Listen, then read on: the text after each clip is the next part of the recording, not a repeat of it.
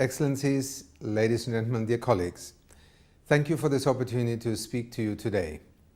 In addition to the immediate humanitarian needs that my colleagues Mark Lowcock and Filippo Grandi will have highlighted, Syrians are increasingly challenged in their day-to-day life by limited access to basic services, destroyed civilian infrastructure, limited economic opportunities, and massive internal displacement. As the 2019 Humanitarian Needs Overview and the draft Humanitarian Response Plan highlights, Syrians are confronted with soaring poverty in the country, now estimated at some 83%. The spontaneous return of 1.4 million people, mostly IDPs, and the possibility of the return of a larger number of refugees could put more socioeconomic stress on these communities in Syria.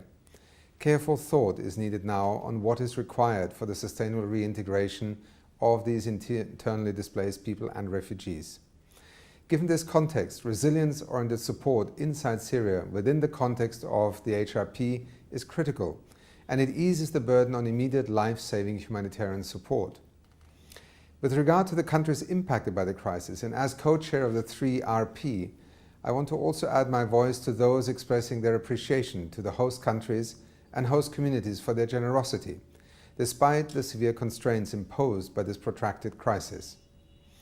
Turkey has issued over 60,000 work permits to Syrian refugees since 2016, and nearly 14,000 Syrian refugees have registered a business. And Jordan has issued 130,000 work permits since 2016. The 3RP remains a central mechanism of support in these countries, and it is worrying that the support for resilience decreased by 62% last year. Your support for the 3RP remains vital for the countries most impacted by the Syria crisis. It supports the increasingly strained capacities of the host countries and communities. And as Jordan and Lebanon begin addressing longer-term challenges such as economic reform and development, it will also safeguard the needs of the most disadvantaged so that we leave no one behind.